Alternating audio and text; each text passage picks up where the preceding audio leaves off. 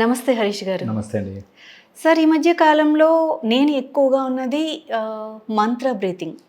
చాలా ఎక్కువగా వినిపిస్తోంది ఈ పదం. ఏంటి దీని స్పెషల్ సార్? అంటే ఇది చాలా త్వరగా అంటే మనిషిని చాలా త్వరగా కామ్ చేస్తుందని, చాలా పవర్ఫుల్ అని చాలా బాగా వినిపిస్తోంది. నిజంగానే దానికి అంత శక్తి ఉందా? అంటే లైక్ మాలాంటి కామన్ పీపుల్ దాన్ని ఎలా ప్రాక్టీస్ చేయాలి? మంత్ర బ్రీతింగ్ చాలా ఎప్పటి నుంచో ఉన్నదే, ఇప్పుడు బాగా వినిపిస్తుంది నిజానికి. అయితే నార్మల్గా 2 ప్రాసెస్ల ద్వారా మైండ్ కామ్ అవుతుంది. First is breathing control. బ్రీత్ని కంట్రోల్ చేయగలిగిన వాడి మైండ్ కంట్రోల్లోకి వస్తుంది. ఎందుకంటే ప్రాణము మైండ్ ఆపోజిట్స్ అన్నమాట. ఇది పని చేస్తున్నప్పుడు ఇది పని చేయదు, ఇది పని చేస్తున్నప్పుడు ఇది పని చేయదు. ఓకే, అలా ఉంటుంది. మీరు ఎప్పుడైనా అబ్జర్వ్ చేయండి, బ్రీదింగ్ చేస్తూ ఉండండి, ఏదైనా ఆలోచనలోకి వెళ్ళగానే బ్రీదింగ్ ఆపేస్తారు. అది ఇంకా ఆటోమేటిక్ కంట్రోల్లోకి వెళ్ళిపోయి ఊపిరి ఆడుతుంది, బట్ బ్రీద్ లాగా అవ్వదు, కంట్రోల్ ఉండదు. బ్రీద్ మీద కంట్రోల్ చేసినప్పుడు థాట్స్ ఆగుతాయి. ఈ రెండు they are different poles. Okay, but same దానికి ఒకే స్టిక్ మీద ఉండే అటు ఇటు అనమాట. ఇది సీసా లాగా. సో అందుకని ప్రాణము ఆర్ ఊపిరి is related to mind directly. మైండ్ని హోల్డ్ చేయాలి అంటే మనము మైండ్తో జనరేట్ చేసుకునే పవర్ కూడా ఉంటుంది. For example, bucket of water lift చేయాలనుకోండి, అని పట్టి లిఫ్ట్ చేస్తాం. సో ఊపిరిని ఆపినప్పుడు ఎనర్జీ జనరేట్ అవుతుంది. ఓకే, అయితే కొన్ని పదాల ద్వారా, కొన్ని శబ్దాల ద్వారా మైండ్ని కంట్రోల్ చేయొచ్చు అన్నది over a period of time మనకి రీసెర్చ్ ద్వారా కానీ ఆర్ మన రీసెర్చ్ మునులు ఋషులు చేసింది ఏంటంటే, కొన్ని బీజాక్షరాలు కొన్ని మంత్రస్థాయిలో కొన్ని జరిగే మంత్రస్థాయిలోనే అరిచి చెప్పేవి కూడా కాదు, కొన్ని మంత్రస్థాయిలో లోవర్గా సరిగ అంతవరకే, మళ్ళీ పైన పాదాన్ని సాకి వెళ్ళదు. సరి ఇంకా మంత్రస్థాయిలో ఉండే పదములతో కొంత మైండ్ పీస్ఫుల్ అవుతుంది. అందుకనే లోలో ఓం నమ శివాయ అలాంటి చాలా పీస్ఫుల్ ఎఫెక్ట్ ఇస్తుంది. ఓకే, సో అలా మంత్రస్థాయిలో కొన్ని అవుట్ ఆఫ్ ద వే వెళ్ళి కొన్ని శబ్దాలు ఉన్నప్పటికీ మెజారిటీ ఆఫ్ ఇట్ మంత్రస్థాయిలో ఉండే మంత్రము మైండ్ని పీస్ఫుల్ చేస్తుంది అనేది తెలుస్తుంది. థర్డ్ ఆస్పెక్ట్ ఉంది, అదే మంత్రానికి బ్రీదింగ్కి అనుసంధానం అయ్యేవి కొన్ని ఉన్నాయి. అంటే ఊపిరి తీసుకున్నప్పుడు మంత్రము తీసి వదిలేటప్పుడు మాత్రమే వదిలేవి కొన్ని మంత్రాలు. ఊపిరి తీసుకున్నప్పుడు గాలిని తీసుకుని వదిలేటప్పుడు మంత్రం చదవడం కొన్ని మెథడ్స్. ఓకే, అలాగా ఊపిరితో పాటు అనుసంధానమయ్యే మంత్రములలో కొన్ని రెగ్యులర్గా ఫాలో అయ్యేవి. ఇది మంత్ర బ్రీతింగ్ కిందకు వస్తుంది. మంత్రమునే ఊపిరిగా మార్చుకుని, నార్మల్గా గాయత్రి మంత్రంలాగా మన లోపల అజప గాయత్రి అని జపము చేయకుండా ఉండే మనం జపిస్తే జపము, అలా కాకుండా అజప గాయత్రి లోపల సోహం సోహం అని హంస గాయత్రి నడుస్తూ ఉంటుంది అంటారు. అంటే దాని అర్థం ఊపిరి తీసుకునేటప్పుడు సో, వదిలేటప్పుడు హమ్. అది ఊపిరి మెథడ్స్ అన్నమాట. సో అలా చాలా ఉన్నాయి. ఓకే, ఇప్పుడు మనం సూపర్ మైండ్లో కూడా కొన్ని నేర్పిస్తున్నాం, సూపర్ మైండ్ పవర్ చేస్తున్నాం కదా, దాంట్లో కొన్ని నేర్పిస్తాం. ఇవన్నీ కూడా మంత్ర బ్రీదింగ్కి సంబంధించినవే. వేర్ మన వాళ్ళు ఎంత తెలివిగా, పోనీ నువ్వు మంత్రముని దేవుణ్ణి నమ్మావా, అటు వెళ్ళు.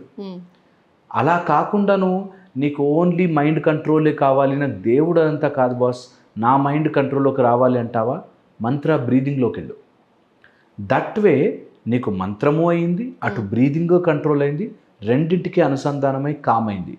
ఈ రోజుల్లో రీసెర్చ్లో తేలింది, ప్రతి రోగానికి బీపీ షుగర్ల దగ్గర మొదలు పెట్టుకుని అన్ని రకాల క్యాన్సర్ రోగాలకు కూడా స్ట్రెస్ అండ్ లైఫ్ స్టైల్ ఒక కారణం, కంపల్సరీగా కారణం అవుతుంది.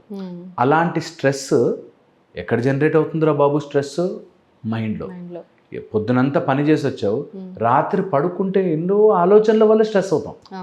ఓకే, సో మైండ్ నుంచి జనరేట్ అవుతున్న స్ట్రెస్ని, ఆ స్ట్రెస్ అన్ని రోగాలకి కారణమవుతుందని తెలిసి మన వాళ్ళు ఆ స్ట్రెస్ని హ్యాండిల్ చేయడానికి 2 ముఖ్యమైన మెథడ్స్లో మంత్రము, ఊపిరి అనేవి పట్టారు. అవి రెండింటిని కంబైన్ చేసి ఇప్పుడు మంత్ర బ్రీదింగ్ అని, సేమ్ దాన్నే ఇప్పుడు ఎఫర్మేషన్స్ అని, ఎసర్షన్స్ అని, లైక్ నేనంతా బాగుంటాను, నాలో నెగిటివిటీ అంతా పోతుంది. పాజిటివిటీ. అలాగా you can use it as ఎఫర్మేషన్స్గా. కానీ పోనీ నేను దేవుడిని అవన్నీ నమ్మను, నాకు మంత్రములు అవన్నీ రావు. ఎందుకంటే మన వీడియోలు నేను అన్ని కుల మత ప్రాంత అన్ని రకాల వాళ్ళు చూస్తున్నారు. ఓకే, సో ఏదో ఒక పదంకో గొడవలు పడిపోవడానికి కోసం కాదు, హ్యూమన్ లైఫ్ని ఎంజాయ్ చేయాలి, హ్యూమన్ లైఫ్ని ఎక్స్ప్లోర్ చేయాలి, ఇంకా చూడాలని. సో అందుకని చెప్తాను, ఒకవేళ మీరు దేవుడు ఈ సిస్టమ్ నచ్చట్లేదు అంటే ఇంకో సిస్టంలో అయినా సరే మెథడ్ ఇదే ఉంటుంది. So you take in breath positivity, take out breath expire with negativity అంతా పోయినట్టు. ఇది మంత్రముతో కలిపితే, అదిలోనూ మననాత్ మనస్సులోంచి వచ్చే మంత్రముని కలిపితే ఇంకా చాలా ఎఫెక్టివ్గా పనిచేస్తుంది. దీన్ని అంటుకునే మంత్ర బ్రీదింగ్ సోహం సోహం అన్నప్పుడు సోలోంచి సా వెళ్ళిపోయి ఓ వస్తుంది, హంలోంచి మా మిగిలి ఓం అవుతుంది. ఓకే, ఇది వచ్చేదాకా ఆ బ్రీదింగ్ చేయడం ఒకటి. దీన్ని అంటుకునే నెక్స్ట్ ఎప్పుడు మంత్ర వచ్చినా, ఎప్పుడు మంత్ర బ్రీదింగ్ వచ్చినా ఎక్కడికి వెళుతోంది అని ధ్యాస వెళ్ళాలి. ఈ ఊపిరి నా లోపలికి ఇక్కడి నుంచి మాయమైపోయింది, ఎక్కడికి వెళుతోంది, లంగ్స్లో నాకు స్పర్శ తెలియట్లేదు, ఫిల్ అవుతున్నట్టుగా అనిపిస్తుంది. ఫిల్ అయితే నా పొట్ట బయటకు రావాలి, పొట్ట లోపలికి వెళ్తుంది అన్నప్పుడు పొట్ట లోపలికి వెళ్తుంది. ఓకే, సో ఇక్కడికి ఎక్కడికి వెళ్ళట్లేదు. లంగ్స్లో వెళ్తున్నప్పుడు లోపల ఏం ఓపెన్ అవుతున్నాయి, అవి ఎలా ఎక్స్చేంజ్ చేస్తున్నాయి, వాటి మీద మన ధ్యాస వెళ్ళేటట్టుగా చేసుకోవాలి. సో అప్పుడు మంత్ర బ్రీదింగ్ ఎఫెక్టివ్గా పనిచేయడం స్టార్ట్ చేస్తుంది. ఇవి చేయడం వల్ల neuronal activity from alpha, theta, beta ఇక్కడి నుంచి వెళ్ళి తీటాలోకి సెటిల్ అవుతాయి, లోపలికి డీప్గా వెళ్ళి సెటిల్ అవుతాయి. ఎప్పుడైతే మన కాన్షియస్నెస్ అలా తీటాలో సెటిల్ అవుతుందో అనుకున్నవి జరుగుతాయంటారు. లేకపోతే ఇక్కడ కూర్చుని అక్కడెక్కడో పంచాంగముల్లో ఆ నక్షత్రముల గుంపు వాటి గురించి ఎలా రాశారు అనంటే, when you go into that deep conscious theta స్టేట్లోకి వెళితే ఇవన్నీ వస్తాయి అంటారు. ఎలా ప్రూవ్ చేయి నాకు అని అడుగుతారు చాలామంది. మాట చెప్పగానే అవునా మంత్రం చదివేస్తే వచ్చేస్తుందా, ప్రూవ్ ఇట్ టు మీ అంటారు. ఇక్కడ ఒక్కటే గ్లిచ్, దట్ ఈ ఎక్స్పీరియన్స్ పక్కన వాడికి ప్రూవ్ చేయలేవు, నువ్వు ఎక్స్పీరియన్స్ అవ్వాలి. ఇప్పుడు నేను ఎంతసేపు షుగర్ ఉంటుందండి, అసలు ఒక తెల్లగా ఒక క్రిస్టల్గా అది ఎందులో వేసినా భలే అని ఎంత చెప్పినా ఒక స్పూన్ షుగర్ నోట్లో వేస్తే దాన్ని తీయదని తెలిసినట్టు ఇది ఎక్స్పీరియన్స్ అయితేనే తెలుస్తుంది. ఆ ఒక్క పాయింటే పట్టి కొడతారు మనని. మనం ఎక్కడైనా సైంటిఫిక్ అండ్ స్పిరిచువల్ డిబేట్స్ వచ్చినప్పుడు ఆ ఒక్క పాయింట్ దగ్గర ఆపేస్తాం. Okay, that is the whole area where we should work. That ఆ ఎక్స్పీరియన్స్ నాకు వస్తే చాలు, నేను ఎవరికో ఇంప్రూవ్ చేయడానికో ప్రూవ్ చేయడానికో కాదు.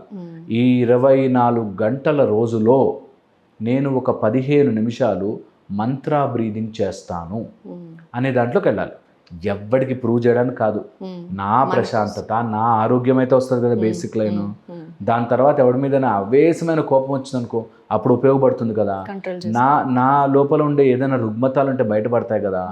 అలాంటివి మనం అర్థం చేసుకోవడానికైనా స్టార్ట్ చేయాలి. ఒకసారి స్టార్ట్ చేశాక మీరు నంబర్ నేను చెప్తున్నా, ఇదే హాల్లో ఇక్కడే కూర్చుని ఊగిపోతారు, అంత బ్యూటిఫుల్ ఉంటుంది ఎక్స్పీరియన్స్.